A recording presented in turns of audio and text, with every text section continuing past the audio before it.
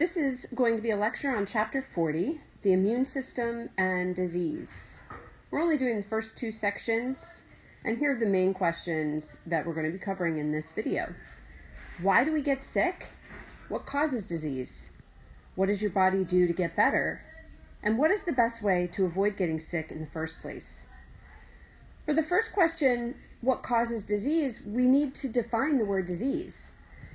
We're going to define the word disease as any change that disrupts normal functions in the body. And that would not include an injury, because obviously injuries disrupt normal functions in the body. There are a number of different things that cause disease. Your disease can be inherited. We talked about those when we were doing genetics. For instance, colorblindness or hemophilia. Those are inherited diseases. Your disease may be environmental. So there may be something in your environment that is disrupting normal functions in your body, such as pollution or smoking or something like that. But for our purposes, we are going to be focusing on pathogens. And pathogens, a really quick and dirty definition, is just anything that's a sickness maker that is of the natural world. So, for instance, we have fungal pathogens, we have protists, which are tiny little organisms that can cause disease. We have parasitic worms, which are animals that can get into your body and cause disease. But again, we're going to be focusing on bacterial diseases and viral diseases, and specifically what our bodies do for that. For many years, scientists had theories about what made us sick, and many of them believed that tiny particles that we could not see in the air were what was making us sick, and they called those germs. But it wasn't until the 1800s when we see Robert Koch and Louis Pasteur. Robert Koch was German, Pasteur was French. Their work revolutionized our understanding of disease, how to prevent disease, and how to isolate diseases. Robert Koch's postulates are something that if you ever take another biology class, you will see his postulates are very important. And this is what he did. He said that we need, in somebody who is sick with a disease, we need to be able to isolate a pathogen, grow the pathogen, insert the pathogen into another organism. That organism needs to get sick in the same way that the original organism was sick. And then you need to isolate it again. And then you're going to match these two pathogens and see if they are in fact the same thing. So it was a very logical, step-by-step process to discover whether this microbe, whatever it is, led to this disease, whatever it is. So let's talk about how we spread these tiny little germs that we can't see to other people. There are three ways. First of all, there's physical contact with the pathogen itself. So you touch a person that has the pathogen on them. You touch an object. You breathe it in through the air. This lovely picture here that shows in your book that shows somebody sneezing. Coughing is the same way. Those pathogens are projected into the air and they hover in the air sometimes for a couple of hours. So if you walk through where somebody used to be and was coughing, you could inhale the actual pathogen and get sick. You can also get sick from contaminated food or water. So you drink or eat something with the pathogen in it, or a toxin that's produced by the pathogen is in the form of food poisoning. And then, of course, you can have an animal pass that pathogen from one person to another. And one of the biggest culprits of this is mosquitoes. Mosquitoes are responsible for more deaths than any other animal all the other animals put together. So shark attacks, alligator attacks, giraffe attacks, dangerous giraffes. Those mosquitoes are the deadliest vector organism on the planet. All right, now we're going to get into treating diseases So once you get sick, if you're sick with a bacterial disease, you may take something called an antibiotic. The story goes that in 1928, Alexander Fleming, so I'm going to write that down. Okay, so he was growing Staphylococcus aureus, no, what was it? Some sort of Staphylococcus. He was growing the bacteria in culture dishes. He noticed that one of the culture dishes was contaminated with penicillin, which is a mold, and where the penicillin was growing, the Staphylococcus aureus was not growing. And so he was insightful enough to take that observation and run with it, and that is why we have penicillin and antibiotics today. In the meantime, we have produced our own antibiotics. Some of them are synthetic.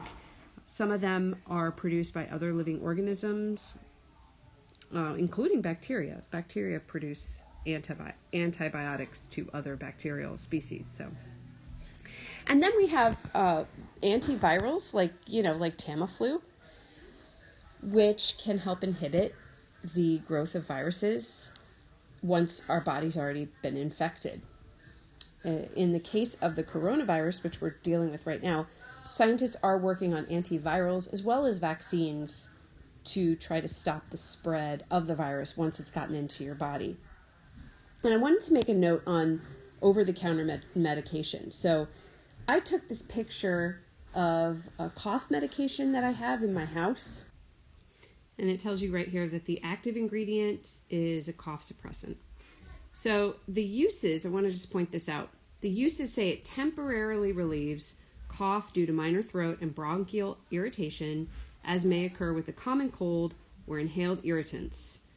It also temporarily relieves the impulse to cough to help you get to sleep. This is not a cure, okay? There are no cures over the counter. What this does is it covers up the symptoms of the virus that you have, so you can feel like you're normal, but you aren't normal. Your body is still fighting the virus, and that's why it's really important to get a lot of rest when you have a cold or the flu or even this coronavirus. You want to just get rest, get lots of fluids, and the medication will temporarily relieve symptoms, but it will not cure what you have. All right, so what does cure what you have? Well, our body does a really good job most of the time of fighting disease. We have an immune system, and the function of our immune system is to fight infection by producing cells that kill or destroy pathogens. And there's two basic defenses. We have a non-specific defense and we have a specific defense. The non-specific defenses are just that. They don't target specific viruses or bacteria. They target everything that is foreign that comes into the body. Our first line of defense is not to be misjudged. It is a very good line of defense, and that's our skin. If we get a pathogen on our skin, it will most likely not get us sick. And this is why hand washing is so important. Because those pathogens can't get through your skin to get you sick. They have to get into some sort of orifice on your face, in your mouth, in your nose, in your eyes. So that's why it's so important to wash your hands. The next line of defense, the second line of defense, is an inflammatory response. So if you've ever had swelling underneath the skin, if it looks red, or you have a fever, it kind of hurts, there's pus, this is an inflammatory response. And what happens is your body produces a bunch of macrophages, sends the blood vessels expand. It gets very hot at that area. And basically they're sending a bunch of macrophages to come and eat the things that have gotten into your body. And the third thing that we have that's a non-specific defense are what's called interferons. And basically what those do is they interfere with any kind of viral growth. They're not specific to viruses, but they just kind of generally interfere with the growth of a virus. And then we have specific defenses. Now this is really very fascinating, and I could do or link to a whole other 20-minute video on this topic. So if you are interested, I would encourage you to go look at this, but I'm just going to give a very brief overview. You have an antigen, which is like a pathogen, only it's a very specific type of pathogen, right? It's a bacterial or a viral pathogen, enters the body. It triggers what's called an immune response. So your body kicks into gear. There are one of two paths that this can take. So the antigen either goes into your body fluid, and then it's going to trigger a humoral immunity. And here's what that entails. You've got B cells, which will bind to the antigens. So our antigens are these little yellow dots on my board here. So they bind to the antigens, and they're going to do two things. So the first thing they're going to do is they're going to make plasma cells. And those plasma cells are going to produce something called antibodies. Now the antibodies, there's a picture in your book on page 1038. And the antibodies, they bind to the antigen and destroy it. So this is a short-term response. And as long as you see a lot of those antigens, your body's going to keep making the antibodies to destroy them. Now, once the antigens are gone, what the B cells have done in the meantime is they've made these memory B cells that are very specific to the antigen. And this is our long-term response, because if we're ever exposed to that same antigen again, then these memory B cells will produce plasma cells, which will produce antibodies, and that process starts all over again. Now, the other thing that can happen is an antigen gets inside a cell. Now, what kinds of pathogens get inside cells? Well, viruses do. That's pretty much what they do. So the body will recognize that there is a cell that doesn't quite look right. And so it'll kick in to this cell-mediated immunity. Okay, so this is my sick cell, and you can see the antigens on the outside. And your body is going to we have what's called T cells. And the T cells will bind and to the macrophage, which has, swallowed our infected cell, and will create things that go after other infected cells and kill them. Okay. And again, this is a short-term response, so it's going to go after those cells. But then you also have the production of memory T cells. So if this pathogen gets into the body again, then it will activate and start producing the killer T cells. Now, something else is our immune system. We do get cancerous cells sometimes that your immune system attacks and takes care of.